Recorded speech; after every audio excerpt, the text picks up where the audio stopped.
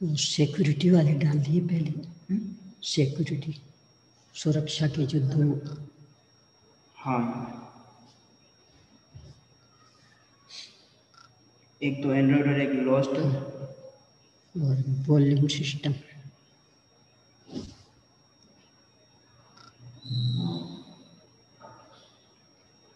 उनको बोल रहे चालू करके आ रहे हैं। अपना तो चल रहा है। नहीं, वहाँ से जब उनमें जोड़ेंगे तो फिर करना पड़ेगा ना अनम्यूट।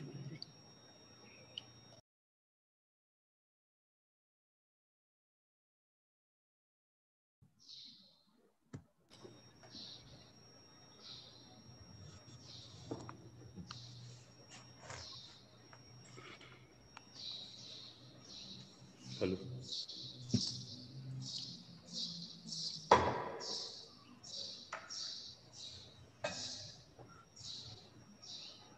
हाँ दीदी, जय जयंत। जय जय। हाँ, अभी हम सभी के बीच में आदरणीय बाल ब्रह्मचारिणी कल्पनाबेन जी उपस्थित हैं और उन्हीं के द्वारा ही अनेक तरह की जो शंकाएं जो श्रोताओं की आई हैं, वैसे भी आज शंकाएं रिटर्न में कम आई हैं। अन्य लोग भी कुछ जो सीधे प्रश्न करना चाहेंगे अभी जुड़ेंगे और जुड़कर ही वो प्रश्न पूछ सकेंगे। तब तक हम जो भी शंकाएं हमारे पास 1 2 2 4 उपलब्ध हैं, उन शंकाओं को यहाँ पर लेना प्रारंभ कर रहे हैं। निवेदन है आदरणीय दीदी जी से। श्री वीतरागाय नमः। करिए शुरू।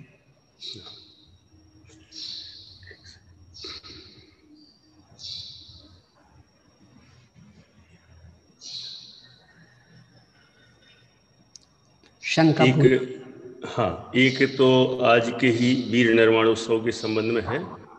ये महावीर निर्वाण उत्सव के दिन जो गोला मंदिर जी में चढ़ाए जाते हैं, उनका फिर क्या करना चाहिए?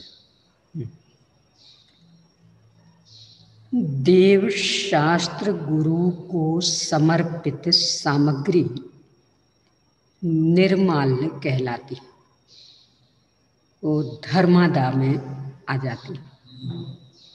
तो अब किसी भी रूप में लौट फिर करके भी अपने काम में नहीं ली जानी चाहिए। तो फिर क्या करें कि जंगल में ऐसे स्थल पर डलवा देवे उन्हें कि जहां अपने पालतू पशु भी नहीं पहुंचते हैं।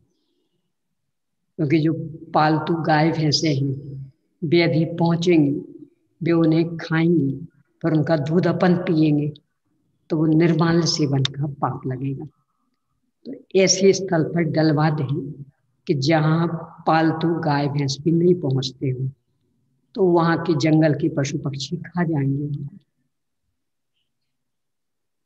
इसीलिए चढ़ाते समय ही सावधानी अपेक्षित, यानी निर्माल्य पहले कर लेना। तो फिर अब क्या करें, ये समस्या रखना ये कोई बुद्धिमानी का काम नहीं है। अपने को अपने लोभ कषाय कम करनी है। तो मंदिर में और जिन जिन चीजों की आवश्यकता है उन्हें देकर के भी अपने लोभ कषाय कम कर सकते हैं। जिनवाणी है बहुत बहुत, कदाचित टेबलें हैं, पूजन के बर्तन हैं, छत्र चमर हैं, अपने जिनवाणी रखने के लिए छोटी छोटी कैंची आती हैं, चटाई आती हैं। यानी उसी पैसे का उपयोग यदि अपन मंदिर की व्यवस्था में करते, मंदिर को बहुत आकर्षक बनाने में करते, बढ़िया बढ़िया चित्र लगवाएं मंदिर में, ज्ञान वैराग्य पोषक, तो ये निर्माल्य वाली समस्या ही नहीं आएगी। सामग्री चढ़ाएंगे तो फिर बाद में तो समस्या आनी ही है, क्योंकि अब जंगल भी नहीं दिखाई देते, ऐसे कौन जाएगा डालने। पर इतना पक्का समझिए कि वो चढ़ाई हुई चीज निर्माल्य हो गई, इसलिए अब किसी भी रूप में लौट करके भी अपने काम नहीं आनी चाहिए। निर्माल्य का पाप बहुत भयंकर पाप है। अपने आगम में तो कई कहानियां भी इसकी आती हैं। अपना जो धन कुमार का चरित्र, उसका पूर्व अकृत पुण्य, तो अकृत पुण्य की दशा जो हुई वो उसके पहले जो उसने निर्माल्य खाया था उसके कारण। जब गर्भ में आया था ये जीव, उस समय पिताजी 18 करोड़ दीनारों के मालिक थे। दीनार मतलब 100 सिक्कों का एक बड़ा सोने का सिक्का, वह कहलाता था दीनार।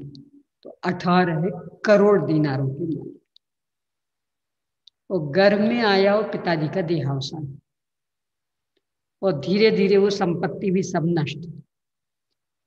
जिस दिन इसका जन्म हुआ, माँ एक साधारण सी झोपड़ी में, और इसको ढकने के लिए फटा पुराना कपड़ा भी माँ के पास नहीं था।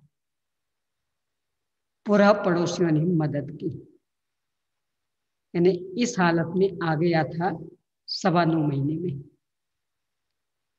निर्माल्य का पाप बहुत भयंकर पाप है। देखो इतना ही क्यों, आजकल संस्कृति बदल गई है।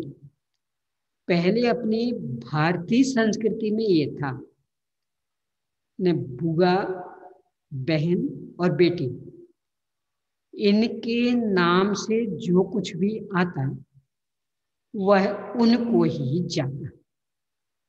यानी इनकी शादी वगैरह के प्रसंग में और भी कार्यक्रम के प्रसंग में इनके नाम से नाते रिश्तेदार ने दिया हो, मित्र मंडली ने दिया हो, कुछ भी दिया हो, तो उनके लिए ही जाना। घर में नहीं रखते थे, यानी भाई पिताजी वगैरह नहीं रखते थे उसको। आज तो सोच उल्टी हो गई, ये तर्क देने लगे कि सब ये तो अपने घर चली जाएंगे, आगे का व्यवहार तो हमें निभाना पड़ेगा, तो हम कहाँ से निभाएंगे। तो यही चीजें रख लें और फिर आगे उलट पलट करके देते रहेंगे। पर मूल अपनी संस्कृति में ये नहीं था। बुआ, बहन, बेटी के नाम से जो भी आता, कितना ही महंगा हो, वो उनके साथ ही जाता।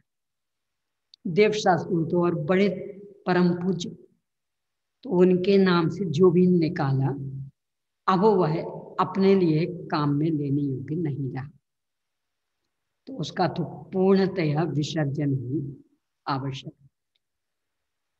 अपने अंदर उसको लेने का भाव नहीं रहे, इसीलिए जिस थाली में अपन ने सामग्री चढ़ाई है, कदाचित धोखे से छू जाए पूजन करते हुए, तो हाथ धोते हैं।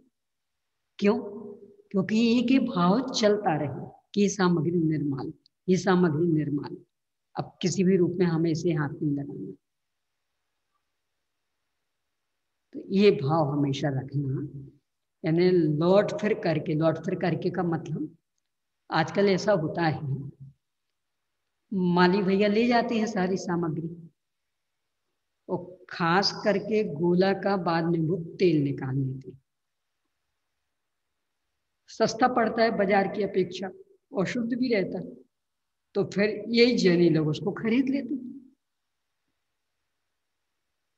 अथवा उसकी तनख्वाह में ही जोड़ लेते हैं, बराबर पहले से ही कह करके कि देखो इतने रुपए तो हम नगद देंगे, और इतने इतने हमारे यहाँ पूजन में सामग्री चढ़ती है, और लगभग इतने इतने विधान होते हैं, तो इतनी सामग्री आपके पास आ जाएगी, उसका लगभग इतना रुपया, तो आपकी तनख्वाह तो इतनी हो गई, 15-20 हजार रुपये महीने हो गई।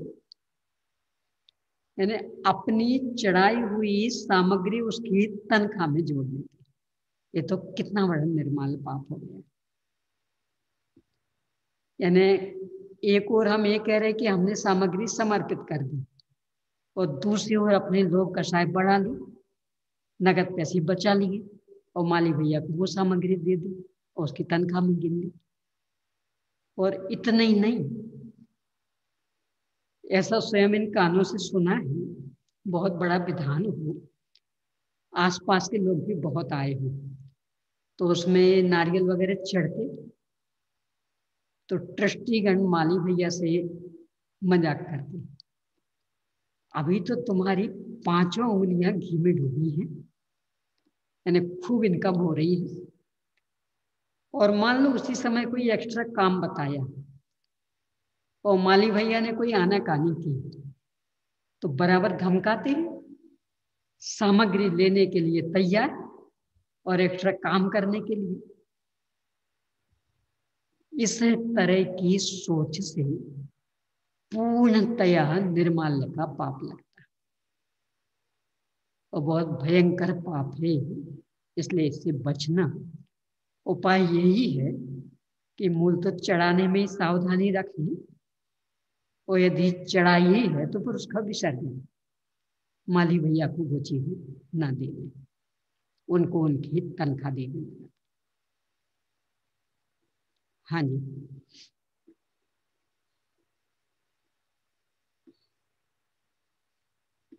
आपकी आवाज नहीं आ रही।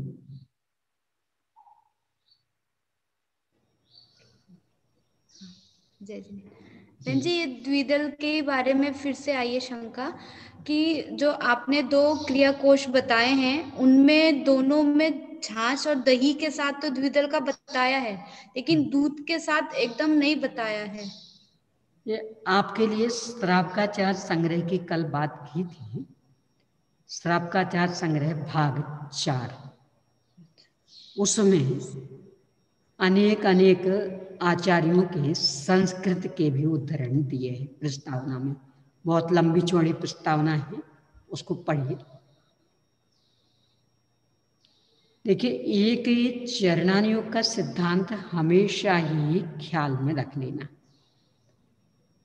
यदि कोई चीज शंका के दायरे में आ जाती है तो फिर वह अवक्ष मान ली जाती है। लौकिक भी न्याय है, अभी 2 दिन पहले भी चर्चा की थी ना, अपने प्रथमानुयोग की घटना एक है, सुतारा देवी। सुतारा ये सुग्रीव की पत्नी, एक साहसगति नामक विद्याधर था और वो उनको चाहता था पर मौका नहीं मिलता था। एक दिन सुग्रीव किसी काम से बाहर गए तो साहसगति विद्याधर ने मौका पाकर सुग्रीव का रूप बना करके सुतारा के महल में प्रवेश किया। सुतारा को ये कुछ पता नहीं था कि ये कोई नकली है, तो वो बराबर स्वागत सत्कार करने लगी। इतने में ही असली सुग्रीव आ गए। तो अब सामने 2 सुग्रीव खड़े, निर्णय ही नहीं कर पाए कि असली कौन है नकली कौन। तो फिर उसने ये कदम उठाया, जब तक निर्णय नहीं हो जाता है तब तक दोनों ही मेरे महल में नहीं आएंगे। यानी दोनों को ही महल से दूर रखा, मतलब असली सुग्रीव को भी। क्यों? हमें पता ही नहीं कि असली कौन है नकली कौन। तो किसी को भी स्वीकार करते हैं तो सत्य तो खंडित होगा, इसलिए दोनों का निष्कासन रामचंद्र जी के माध्यम से फिर निर्णय हुआ, तब असली सुग्रीव को स्वीकार किया। तो ये मर्यादाएं हैं कि यदि कोई चीज शंका के दायरे में आ जाए तो वो पूर्णतः निषिद्ध हो जाती है। दुदल का भी ये प्रकरण शंका के दायरे में, और आयुर्वेद तो शारीरिक दृष्टि से भी हानिकारक कहता, तो अनिष्टकारक तो हो ही गया। यानी कदाचित त्रसघात नहीं हुआ, पर आयुर्वेद की दृष्टि से दूध के साथ खाए गए दुदल वाले पदार्थ शारीरिक स्वास्थ्य के लिए हानिकारक, तो अनिष्टकारक अवक्ष तो हो ही गया, और अनिष्टकारक भी एक अवक्ष है। और अलग अलग खाने का निषेध तो है नहीं, तो क्यों अपन इसका आग्रह रखते कि इसमें डाल करके ही खाना। यानी अलग से आप खा लीजिए और फिर खूब अच्छे से मुंह साफ करके दूध पी लीजिए, जी अथवा पहले दूध पी लीजिए फिर मुंह साफ करके इन्हें खा लीजिए। वो क्या बहन जी, पनीर वनीर की सब्जी बनती ना तो उसमें सौंफ जीरे मिर्ची ये दिक्कत आती है, और भी जैसे अपन कुछ मिठाइयाँ बनाते हैं तो इससे ऐसा नहीं तो डालना क्यों ये? और पनीर देखो, ये आजकल सब्जी आदि में पनीर डालने लगे, पहले कभी डालते थे? तो नए नए क्यों अपनाना जो कि स्वास्थ्य के लिए हानिकारक है? यानी दूध को सब्जी आदि के साथ में लेना ये स्वास्थ्य के लिए हानिकारक, ये आयुर्वेद कह रहा।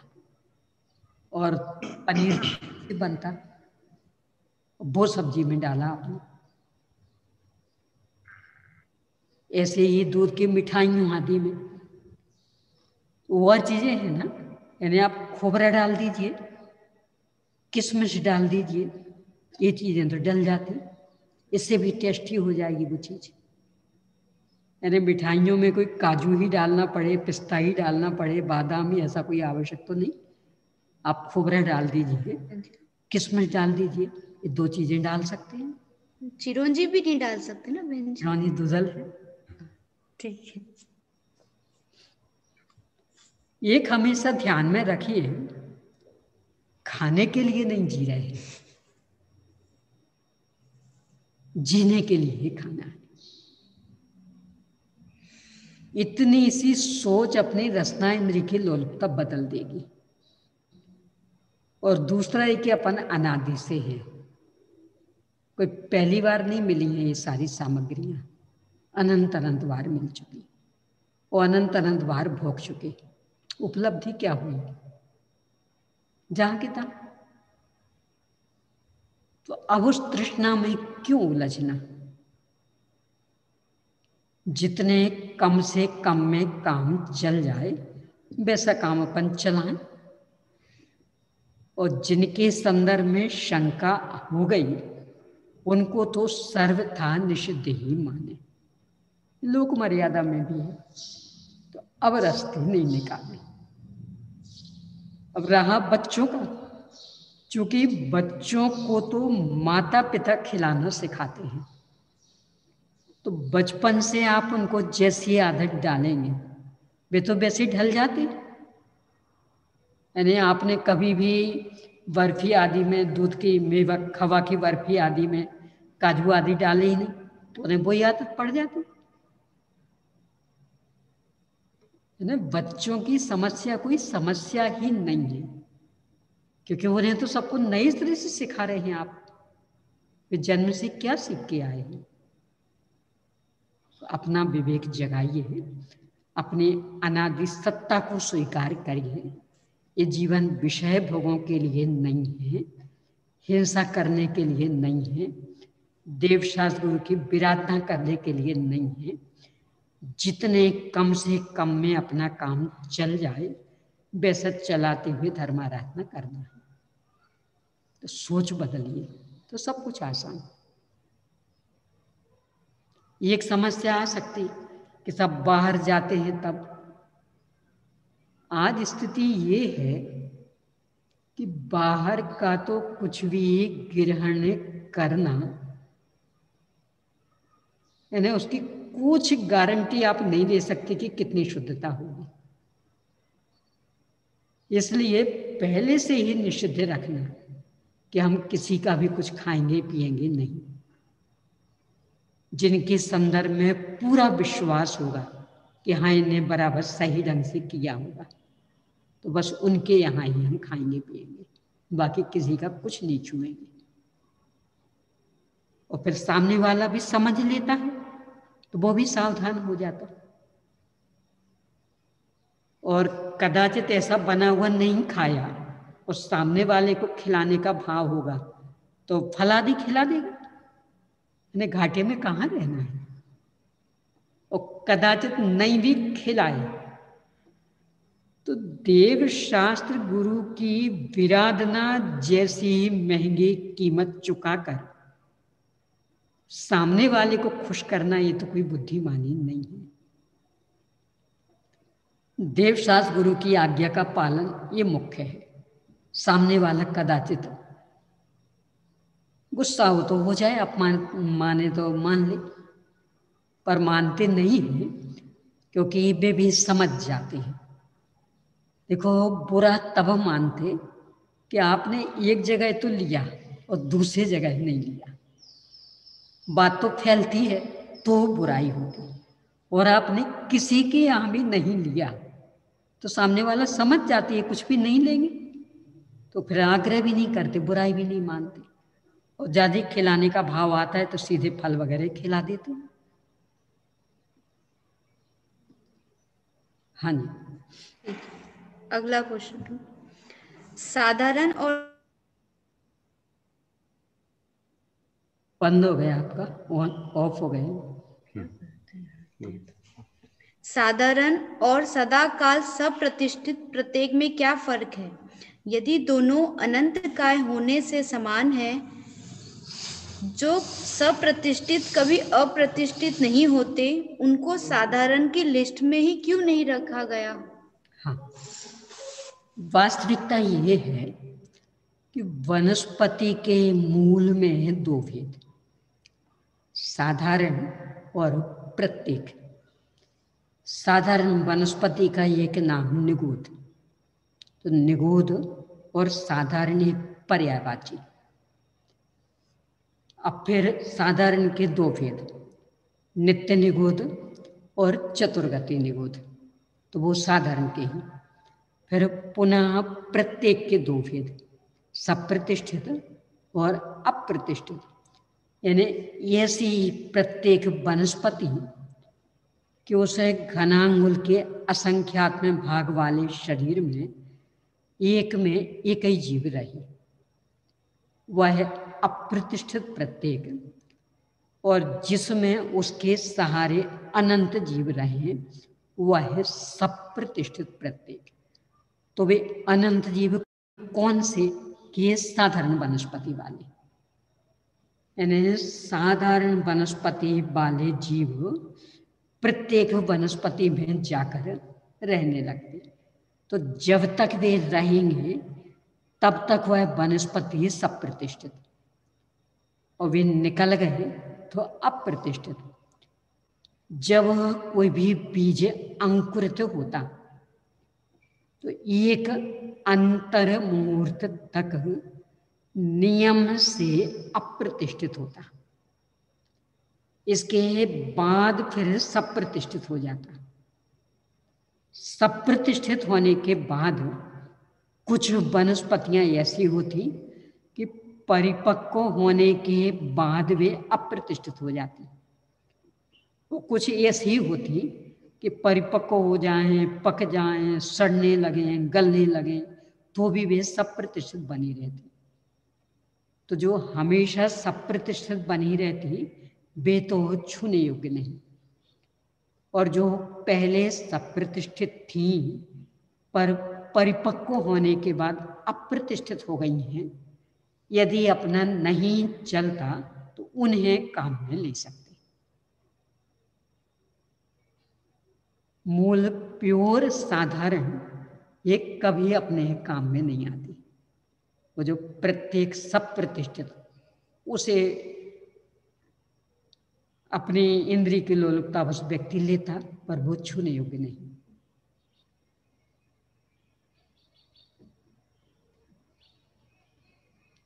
जो सप्रतिष्ठित इनमें भी बादर इतर निगोध है, चतुर्गति निगोध, यानी जो बादर नित्य निगोध हैं वे तो सातवीं नरक पृथ्वी के नीचे वाले हिस्से में। सूक्ष्म निगोध संपूर्ण लोकाकाशम भरे पड़े, वे तो सूक्ष्म होने के कारण बाधित नहीं होते, तो उनकी तो हिंसा होने का प्रश्न नहीं।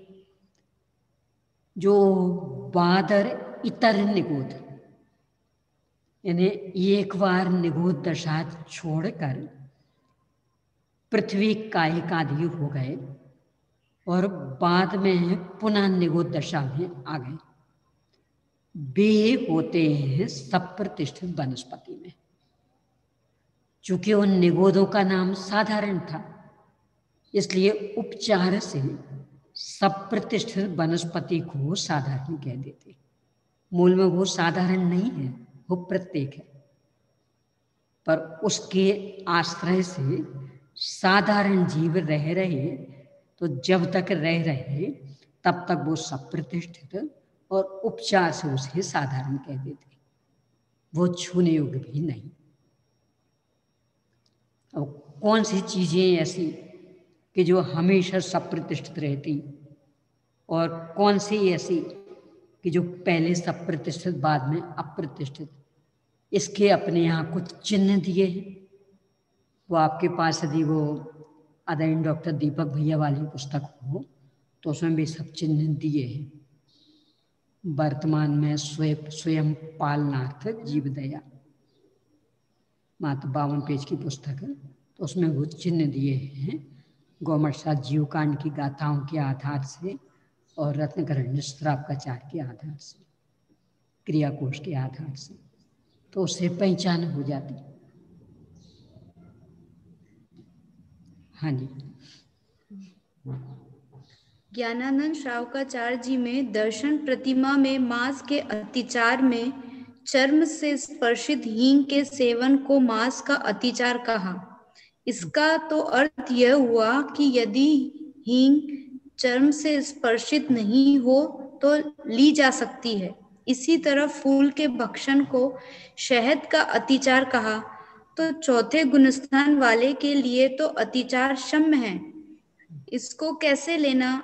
पांचवे में जो अतिचार होते हैं, चौथे में उन्हें कदाचित छूट है क्या?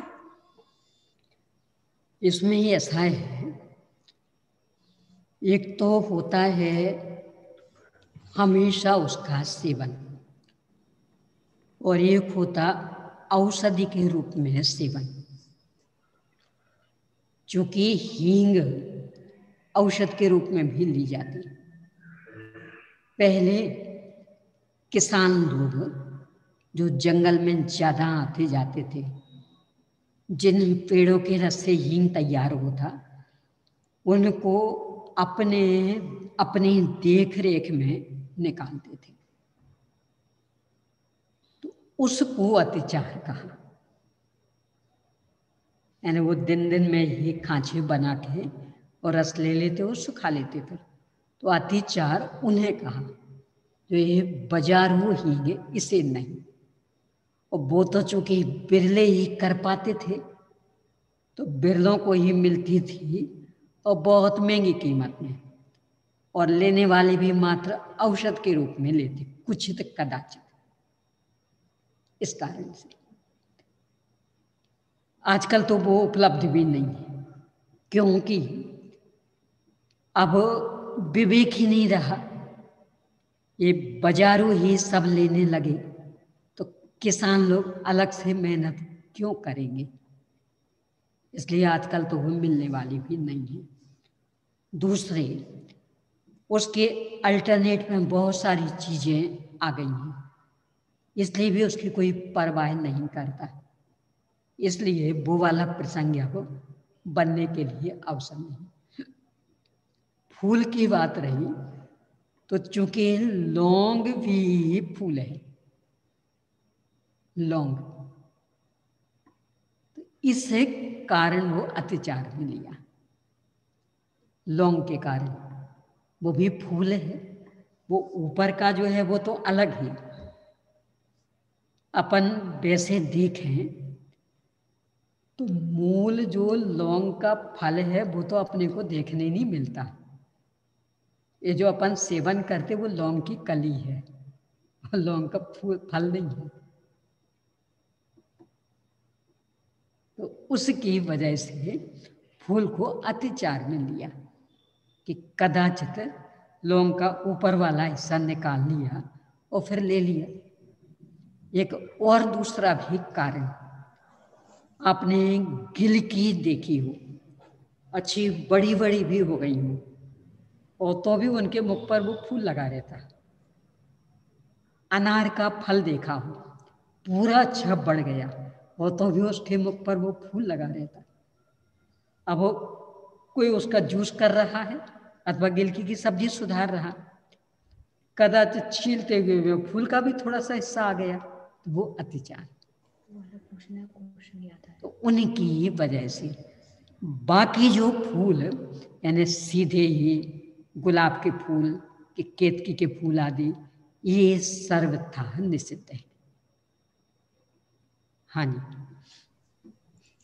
बहन जी, जैसे बहुबीजक का निषेध किया गया, तो अनार के भी तो दाने दाने बहुबीज होते हैं, वो कैसे बख्श? बहुबीजा के संदर्भ में स्पष्टता नहीं है। बहुजीवा, आपको याद आ रहा हो पहले एक बार मैंने कहा है, हाँ, बहुजीवा होना चाहिए, बहुबीजा नहीं बहुजीवा होना चाहिए। जीवा होना चाहिए। और बीजा का जीवा होना कोई कठिन नहीं। अपने पुरुषा सिद्धि उपाय में परमागमस से बीजम भी लिखा रहता, और परमागमस से जीवम भी, यानी बीजा का जीवा और जीवा का बीजा होना कोई कठिन नहीं है, क्योंकि बहुबीजा की स्पष्ट परिभाषा क्या इस संदर्भ में आगम मौन है। जो ये कहते कि जिनके घर अलग अलग नहीं हो, तो एक ककड़ी आदि में भी तो बीज उसमें ही फंसे हुए हैं, लौकी में भी फंसे हुए हैं, गिलकी में, तोरई में, तो फिर बहुबीजा क्यों नहीं? वो यदि कहते अलग अलग हो, तो मिर्च में भी तो अलग अलग है, खरबूज में भी अलग अलग है, तो फिर बहुबीजा क्यों नहीं? यानी दोनों तरफ से। एक तो यदि अपन कहते जिनके वो फंसे हुए हो, तो वैसे ही फंसे हुए तो गिलकी में है, तोरई में है, लौकी में है, ककड़ी में है, तो वो बहुबीजा क्यों नहीं? और यदि कहने बिल्कुल अलग अलग हो, तो मिर्च में भी तो अलग अलग रहते, खरबूज में भी अलग रहते, तो वो बहुबीजा क्यों नहीं? यानी बहुबीजा किसे कहना, इसके संदर्भ में स्पष्टता नहीं है। मुझे तो ये लगता कि वो बहुजीवा होना चाहिए, क्योंकि उन 22 अवक्षों में बहुजीवा वाला कोई भेद नहीं आया। तो वो प्रतिलिपिकारों की वजह से जीवा के स्थान पर बीजा हो गया, और अपन ने उसको पकड़ लिया, पर स्पष्टता नहीं है। यानी कोई भी स्वरूप आप निर्धारित करेंगे, वो अन्य से टकराएगा।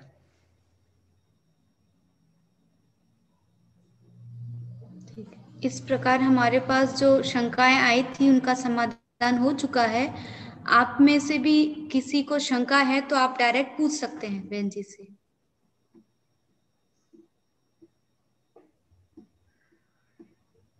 ये ज्योति जी जैन, हाँ बोलिए।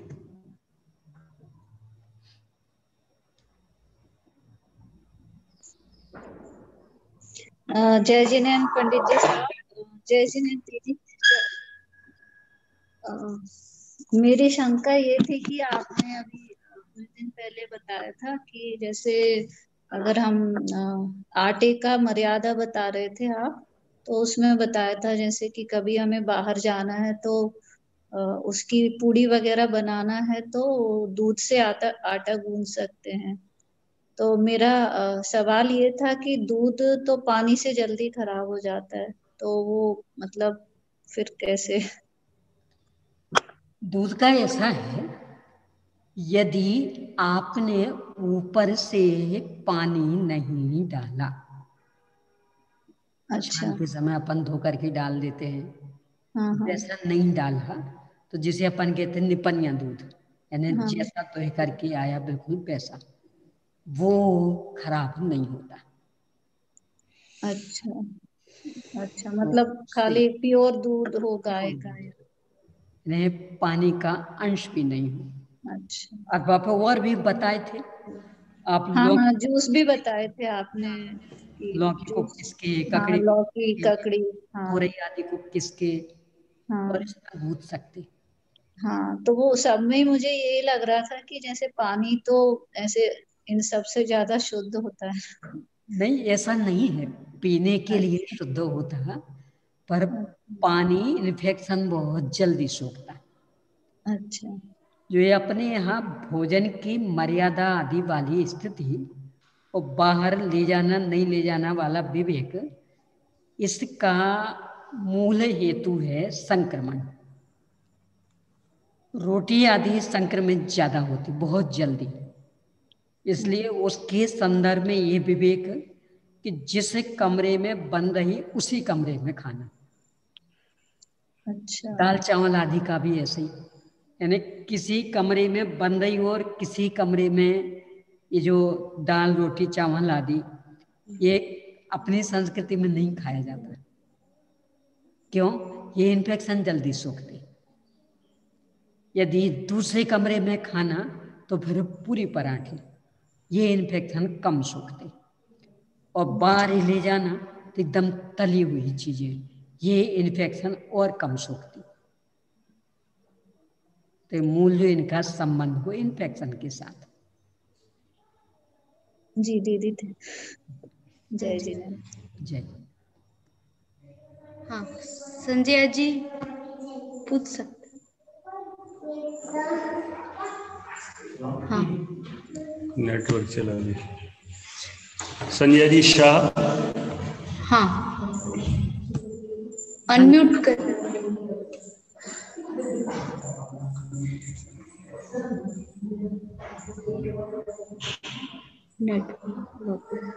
शायद उनके भी नेटवर्क प्रॉब्लम हो रही है। और किसी को कोई प्रश्न है? हाँ, फिर उनको बाद में लेते हैं। आगे। आप अनम्यूट नहीं हो पा रहे हैं। और सिग्नल का भी तो आ रहा है। हाँ, प्रॉब्लम हो रही है। हाँ, तब तक हाँ जी, दृष्टि के यहाँ से बाकलीवाल जी बोलिए। दृष्टि बाकलीवाल, एक मिनट, अनम्यूट कीजिए अपने आप को। हाँ, आप बोलिए। मैं दृष्टि नहीं, मैं दृष्टि की दादी हूँ, सरला हाँ बाकलीवाल। दादी, वो चलिए हाँ, ठीक। ठीक। हाँ, आप हमेशा दृष्टि बोलते मुझे। वो लिखा रहता है यहाँ पे इसलिए। जय जिनेंद्र पंडित जी। हाँ, जय जिनेंद्र दीदी। जय जय। हाँ, दीदी मेरे को ये समझ में नहीं आया कि राई में द्विदल कैसा होता है, क्योंकि राई से तो तेल निकलता है ना। तो तेल निकलने से दुधल नहीं होता, ऐसा थोड़ी है। तिली हाँ, से भी तेल निकलता है, काजू से भी तेल निकलता, मूंगफली से भी तेल निकलता, तो भी दुधल है। अच्छा, तो वो रार के साथ में उसका कैसा संबंध होने से वो अभक्ष हो जाता है? हर चीज की अपनी अपनी प्रकृति अलग अलग होती है। तो राई की और सरसों की प्रकृति ऐसी कि जैसे ही उसका संबंध नमक के साथ अथवा आग के साथ होता तो वो योनिज हो जाता। योनिज मतलब कि उसमें अब अन्य जीवों को उत्पन्न करने की क्षमता। ऐसे खाने का निषेध नहीं है, यानी बिना नमक मिला है आप ऐसे कच्ची राई खाइए बिना आग के संपर्क के, उसका निषेध नहीं है। पर नमक मिला के अथवा आग का संपर्क करके खाते हैं तो वो योनिज हो जाती। और ये वनस्पतियों की अपनी अपनी प्रकृति, उसमें कोई तर्क नहीं चलता कि इसमें ये विशेषता क्यों, कि उसका अपना स्वभाव। अच्छा, उसमें वो योनिज हो जाता। तो फिर राई तो फिर पूरी अभक्षी हो गई ना, क्योंकि अपन तो बघार में डालते उसे और नमक भी डालते ही राई अभक्ष नहीं हुई, नहीं, बघार पर में नहीं, तो बघार में डालना ही अभक्ष हुआ। हाँ, तो वो तो बोल रही मैं फिर। नहीं तो फिर आप वो तो बघार में मत डालिए। यानी कदाचित किसी बीमारी के कारण औषधि के रूप में आपको दवा लेनी है तो ऐसे ही राई को पीस के ले लीजिए, ऊपर से पानी पी लीजिए, बघार में मत डालिए। नहीं, मेरे को वही समझ में नहीं आ रहा था, क्योंकि अपन ड्राई का यूज वघार में करते और नमक का संपर्क नहीं तो आता ही करना, है। वो हाँ, नहीं इसीलिए करना। मैं पूछी आपसे। और एक राई का यूज बघार में, ये भी बिल्कुल नई संस्कृति की देन। अच्छा। यदि पर आपकी उम्र से भी और कोई पुराने हो आपके सामने, हाँ, तो उनसे पूछिएगा कि कभी राई को बघार में डालते थे। नहीं, पहले तो नहीं डालते थे, पर बस आजकल नहीं नहीं पर चला ही, आजकल तो बिल्कुल डालते ही है बाबा वगैरह। अब चले हैं। तो ये तो सब भौतिक चकाचौंध में फंस के, हाँ, पहले कभी राई को डाला ही नहीं जाता था। नहीं नहीं पहले। कदाचित ऐसी खानी होती तो खा लेते थे, यानी खास करके पेट में कीड़े हो गए हो हम्म, तो उसके लिए राई शर्त या दवा मानी जाती। पेट अच्छा में जो तो कीड़े हो जाते हैं ना, उसके हाँ लिए तो खाते थे ऐसे। तो कैसा और कैसा हाँ, लेते उसको? ऐसे ही उसको पीसे के और फाके लिए और ऊपर से पानी पी लिया। अच्छा। ये बघार में डालने वाली तो अब फैशन निकली है, यानी मैंने देखे देखते देखते ही, यानी 10-12 साल तक जब तक थी तब तक नहीं डला, और 10-12 साल के बाद में, यानी अभी से लगभग 50 साल पहले से ही फैशन निकली है। इसके पहले कभी नहीं डलता था। अच्छा दीदी, दही की मर्यादा, जैसे हमने शाम को दही जमाया हाँ तो, जी, हाँ, तो दूसरे दिन शाम तक उसको खा सकते ना? हाँ जी, शाम को जितने बजे नरे टीट हाँ डाल, उससे हाँ, ही पहले पहले तक। समझो 7-8-8 बजे भी जमा जमा देते शाम को समझो। हाँ, रात में 8 बजे जमाते कभी तो। रात को 8 बजे जमाओगे तब तो वो छूने लायक नहीं रहा, अच्छा अच्छा अच्छा, हाँ रात्रि भोजन का दोष लगेगा। हाँ। नहीं, रात को तो लेते नहीं, पानी भी नहीं पीते। नहीं तो पर फिर एक बात। रात का तैयार किया सामान कैसे ले लोगे? अच्छा नहीं, अगर शाम को जमाना है तो हाँ शाम। 4, 4:30, अधिक से अधिक 5 तक, इसके पहले पहले आपको जमाना होगा। ठीक है दीदी, ठीक इससे है। आगे का नहीं चलेगा। हाँ ठीक। कदाचित गर्मी में 5:30, 5:45 तक भी चल जाए, पर ठंड के दिनों में 5 से आगे नहीं चलेगा। धन्यवाद दीदी। यही थोड़ा कंफ्यूज था इसलिए पूछा। जय जिनेन्द्र जी। रात्रि का तो कोई भी किया हुआ काम रात्रि भोजन के दोष का कारण। हाँ जी, बोलिए बोलिए, हाँ संजय जी, साहब वाले हाथ उठा हाँ रहे। जी, संजय शाह, बोलिए। आप अनम्यूट कीजिए अपने आप को।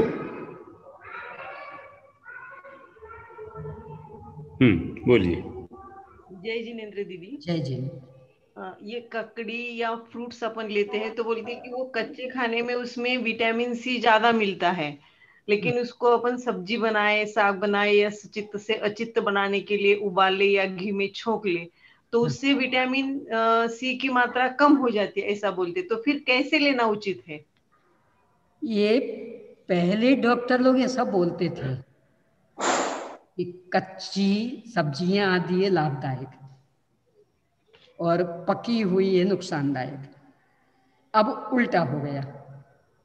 क्यों? उसका कारण कि साग सब्जियां जहां उगाई जाती हैं, अधिकांशतया पूरा एक गांव शहर का पानी, सारा गंदा पानी बह के जहां जाता है वहां उगाई जाती है। तो ये सारे गटर के पानी की सिंचाई उनमें होती है।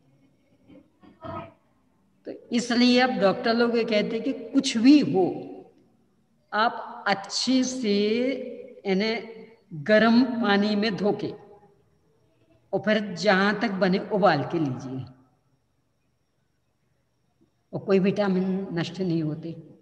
फिर अच्छी बात है ना, फिर वो अचित्त भी बन जाएगी। हाँ, मतलब उसको। कदाचित आपको कच्ची ही लेनी है तो एक हाँ, उपाय कि आप कच्ची का जूस कर लीजिए, अच्छा यानी ऐसे छोटे छोटे टुकड़े ना करके जूस कर लीजिए तो वो अच्छित हो गई। अच्छा।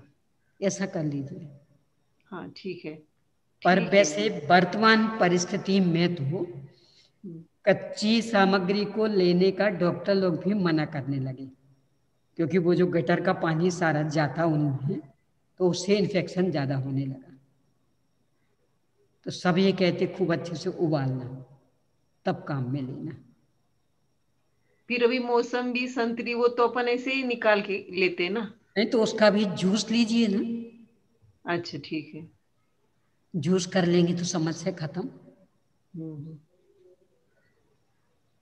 जय जिनेन्द्र दीदी। जय हिंद।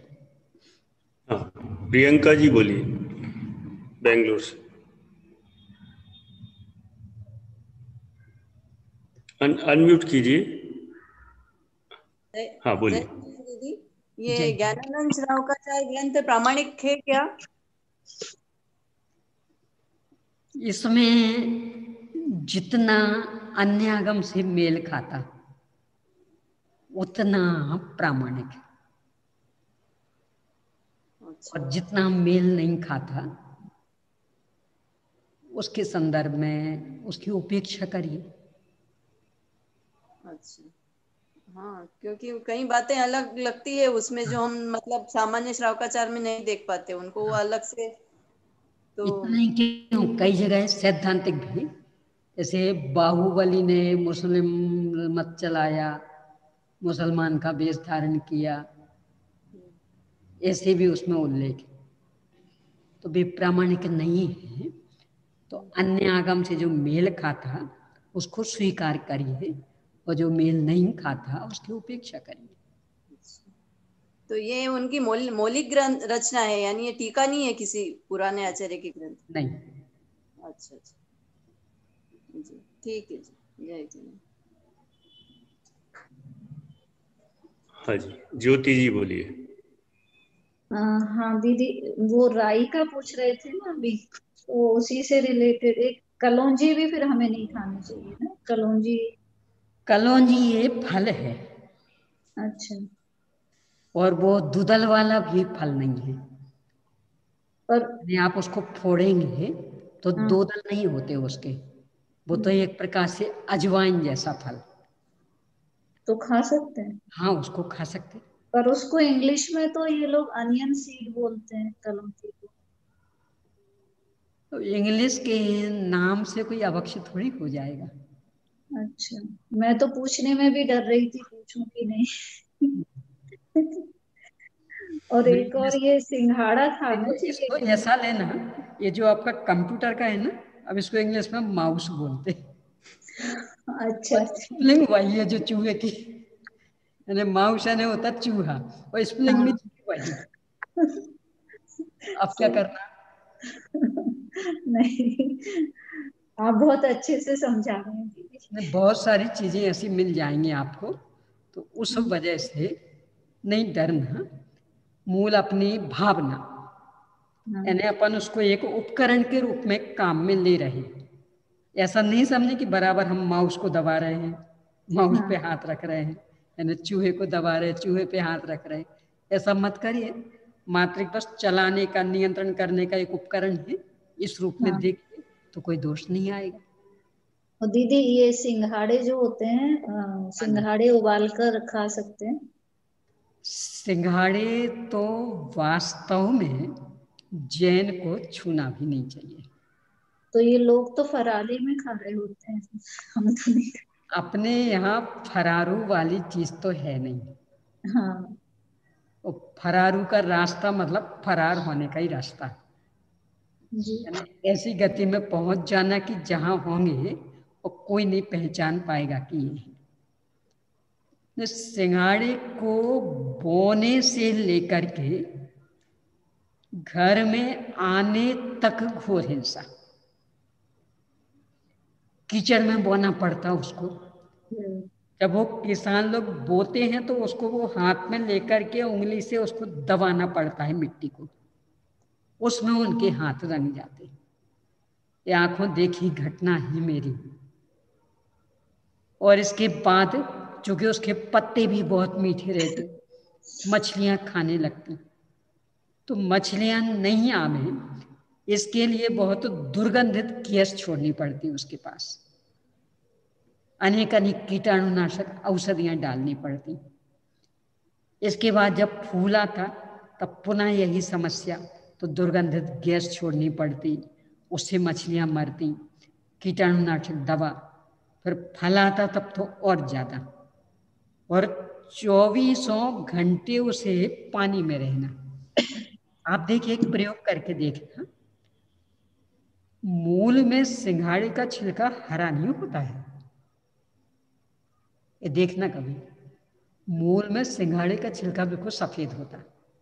अच्छा और सफेद के ऊपर वो हरी जो परत है ना, वो काई की है। अच्छा। आप यदि कभी ऐसा निकालेंगे तो बराबर वो काई की परत निकलेगी और छिलका उसका बिल्कुल सफेद निकलेगा, जो कठोर होता है। अब क्यों? कि 24 घंटे पानी में रहना, तो काई तो जमेगी, और काई तो अनंत कायिक है। स्वयं उसमें जो 3 कांटे रहते, वो मछलियों आदियों को मारने के लिए। आजकल तो वैसे बिना कांटे वाले बीज भी निकल आए हैं, पर पहले अभी कांटे वाले की चर्चा कर ली। तो वो इतने हैं नुकीले कि यदि निशाना साध के अपने को भी कोई मारे तो रक्त निकल आएगा, इतने नुकीले होते हैं। और वो प्रकृति से इसीलिए कि जिससे मछलियां आदि न खा पाए उसे। अब जो बिना कांटे वाले, तो उनमें वो समस्या तो नहीं रही, तथापि अभी और समस्याएं, चूंकि तालाबों में होते हैं, अपन साधारण व्यक्ति तो वहां घुस करके ला नहीं सकते, तो खास करके ये काम करते हैं धीवर, जो मछली आदि पकड़ते भी। तो उन्हीं जालों में, उन्हीं नावों में ये मछलियां पकड़ते और उनको रख के लाते, और उन्हीं जालों में, उन्हीं नावों में सिंघाड़े भर के ओरने लाते। यानी जिस सामग्री में मछलियां आई उसी में ही सिंघाड़े आए। अब इसके बाद चूंकि अपन तो रेडीमेड वाले, अपने को तो हिलना भी अपन पसंद नहीं करते, हिलाना भी, तो सब बेच तैयार करके दे दें, तो बाजार में उबले हुए भी मिलते हैं, भुने हुए भी मिलते। तो उबले हुए में भी धीवर लोग ही जिनमें मछलियां उबालते, उनमें ही ये सिंघाड़े उबालते और बेचते।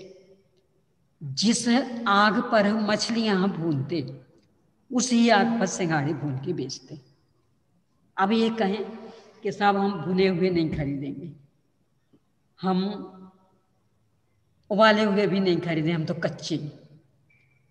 तो उसमें भी ये कि मूल में तो वो काई वाला दोष, दूसरे इसकी फसल कोई ज्यादा टिकाऊ नहीं।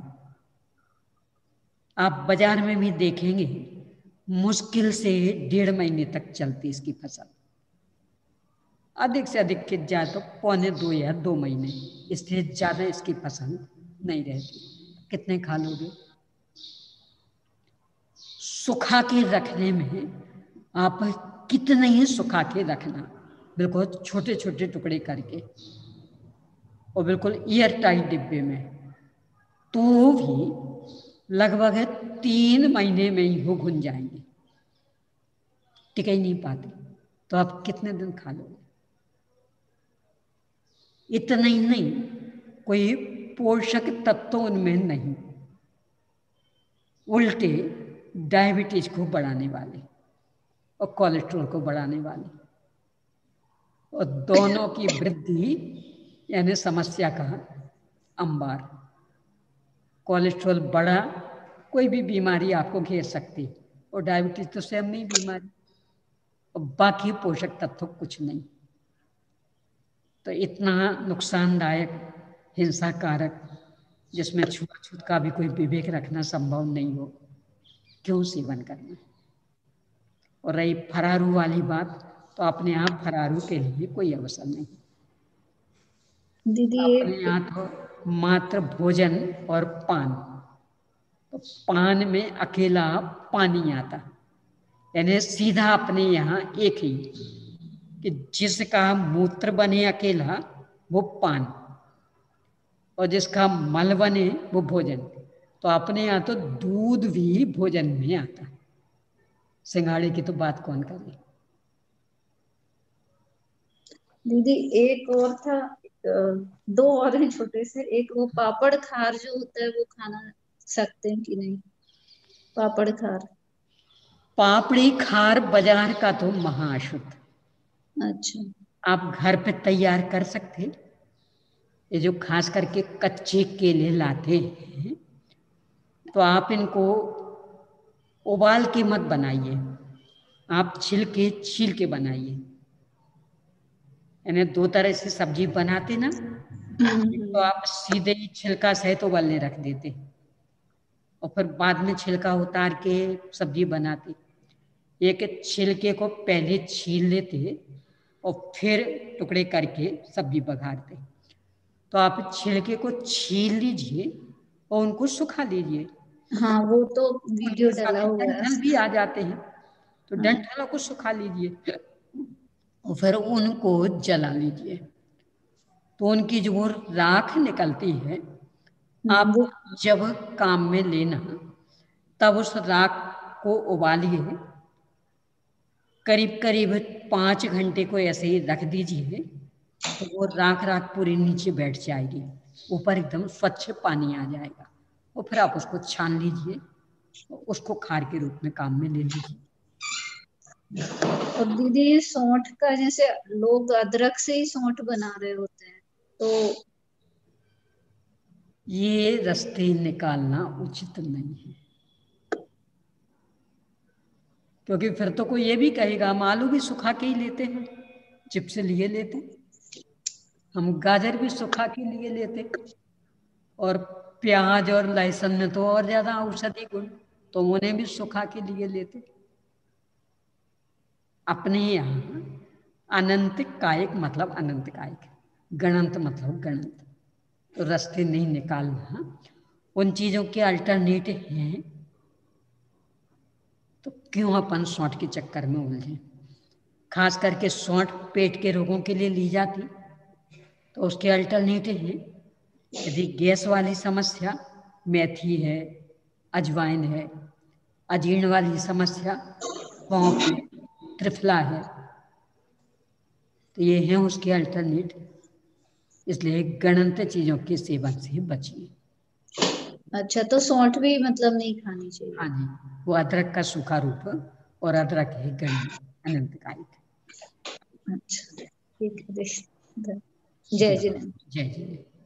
दीदी अभी ये YouTube पर प्रश्न आया है कि जो घर पे जो कृत्रिम दूध बनाए जा रहे हैं, जैसे सोयाबीन से, बादाम से, काजू वगैरह से, तो इनसे ऐसा कौन सा वाला दूध है खास जिससे दूसरी जो नेचुरल दूध से जो आइटम बनते हैं, दही घी वगैरह, तो ऐसे इनमें से किसी दूध से ऐसे बन सकते हैं क्या?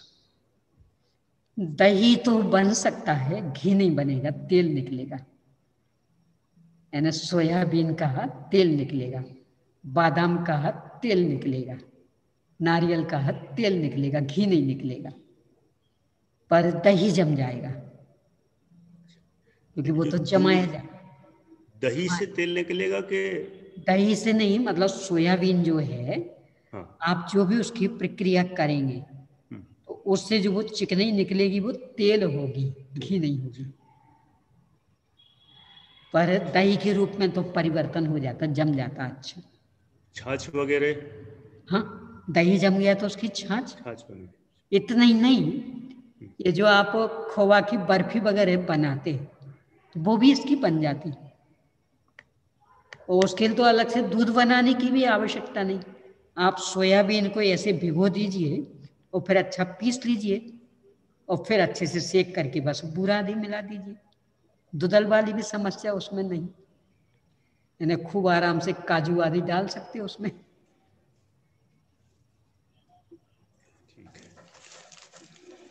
सोयाबीन, नारियल, ये उसके अल्टरनेट बहुत अच्छे हैं। ऐसे काजू भी, बादाम भी।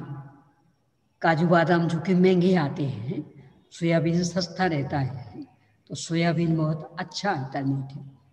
मूंगफली भी उसका बहुत अच्छा अल्टरनेट है। यानी खास करके रायता वगैरह बनाना हो, और अपन ये दूध वाली छाछ को तो काम में नहीं लेंगे, तो मूंगफली अथवा सोयाबीन इसका मिक्सर से अच्छा बारीक पाउडर किया और उसमें आप डाल दीजिए नींबू का रस अथवा अमचूर का रस, इमली का रस, और उससे आप आराम से बूंदी आदि का रायता बना सकते हैं। दूधल वाली कोई समस्या नहीं है उसमें। दीदी एक और प्रश्न आया है, ये रत्नाकरण श्रावकाचार में जो सदा सुखदास जी की टीका है गुणव्रत अधिकार, इसमें लिखा है फागुन के बाद तिल अथवा सिंघाड़ा कभी नहीं खाना चाहिए। हाँ। तो फागुन के पहले खा सकते हैं, फिर ये हुआ तो सिंघाड़ा उस समय देखो ये क्या होता है, जो वो कहावत है ना, साहित्य समाज का दर्पण, तो हो सकता है उनके जमाने में लोग बाग खाते होंगे, तो इसलिए उन्होंने लिख दिया कि इसके बाद तो कभी नहीं खाना। कदाचित ऐसा भी हो सकता कोई स्वतंत्र ही अपनी खेती करता हो, तो उसके लिए वो दीवर वगैरह वाली कोई दोष की समस्या ही नहीं है, और बराबर इस तरह से थोड़े से पानी में कि जहाँ मछलियाँ वगैरह भी ना हो और फिर वो खाता हो, तो उसके लिए लिखा फिर कि फागुन के बाद तो कभी नहीं खाना, क्योंकि बहुत जल्दी कीड़ते हैं, उनमें कीड़े लग जाते हैं।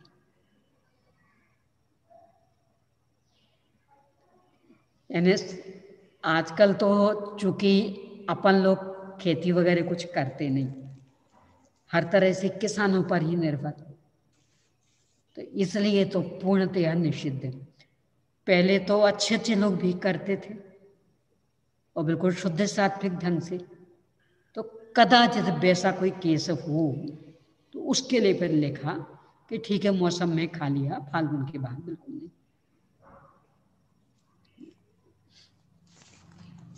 और किसी को कोई प्रश्न है? यदि यहाँ किसी का प्रश्न आता है, रत्नाकरण श्रावकाचार में ही भोगोपभोग परिमाण में कुसुमेशु और तांबुल, इनका भोगोपभोग परिमाण के संबंध में आया, फूल का और पान का, तो ये कैसे? फूल मतलब लौंग भी फूल है ना, अभी चर्चा की थी ना। हाँ। और तांबुल यानी जिनसे मुंह लाल हो जाए, जैसे अपनी ये दालचीनी, आप दालचीनी खाएंगे अलग से मुंह लाल हो जाएगा। अनार के छिलके, और पहले ये चीजें बहुत खाई जाती थी भोजन के बाद, यानी भोजन के बाद लोग बाग अनार के छिलके खाते थे, दालचीनी खाते थे, तो तांबुल उन्हें कहते हैं। अथवा ये सौंफ वगैरह में भी कुछ चीजें ऐसी मिला लेते हैं, दालचीनी मिला लेते हैं, लौंग आदि मिला लेते हैं, तो उससे भी ये थोड़ा सा रंग उनका अलग हो जाता। तो तांबुल यानी वो, यानी इसको अपन ऐसा कह सकते हैं कि भोजन के बाद मुख्य शुद्धि के रूप में जिन्हें लिया जाता उन सबका नाम तांबुल। तो सौंफ वगैरह है, दालचीनी है, अजवाइन है, कोई मेथी लेते, ये सब तांबुल। इनका पान अर्थ नहीं लेना है। पान तो पत्ता है, वो तो सब प्रतिष्ठित है, वो नहीं आएगा। और फूल का अर्थ वहां लौंग लेना है, ना कि वो। हाँ। ठीक। हाँ जी, पूर्विजा जी करेवार, समय तो हो रहा है, बोलिए। जय जिनेन्द्र, आवाज आ रही मेरी? हाँ जी। हाँ, पेरू के बारे में क्या मतलब? पेरू की पेरू? हाँ, पेरू नहीं, पेड़ की पेरू। पेरू जाम पेरू। जाम। हाँ, जाम को सब प्रतिष्ठित में ही गिना है। हाँ। पेड़ अलग होता है, क्यों? नाशपाती दाने क्या मतलब? और ये जाम मतलब पेरू। बिही जिसे बोलते थे ना, बिही, अमरूद, ये सब प्रतिष्ठित वनस्पति, यानी उनका छिलका कोई मायने नहीं रखता। और रत्नकरण श्रावकाचार्य वचन का में तो उसका नाम उल्लेख भी है, जामफल के नाम से। जामफल मतलब पेरू, अमरूद, बिही, ये सब पर्यायवाची नाम, ये सब प्रतिष्ठित है। सब प्रतिष्ठित मतलब आलू जैसा अनंतकारी। अच्छा, ठीक है। ठीक ठीक है। हाँ, समय हो गया है, अभी किसी को प्रश्न नहीं है। बाकी यदि और उत्पन्न होते हों तो आप लोग कल और भेजिए। कल अंतिम दिन ही रहेगा इस दृष्टि से, क्योंकि फिर दीदी जी की कक्षाएं और लगती हैं दूसरी जगह, इसलिए कल ही अब दीदी जी यहाँ पर उपस्थित हो पाएंगी। इसलिए आप लोगों को जो और भी प्रश्न हों तो प्रश्न भेज देंगे पहले, सबसे अच्छा। और कदाचित कोई कारण बनता है तो ना भेज पाए तो यहाँ पर पहले से उपस्थित रहें और अपनी शंका स्वयं भी यहाँ पर रख सकते हैं, ऐसी भावना। और बहुत बहुत आदरणीय दीदी जी को धन्यवाद देते हुए यहाँ से ही आज की कक्षा को विराम लेते हैं। ठीक है, बोलिए द्वार संगमयी जिनवाणी माता की।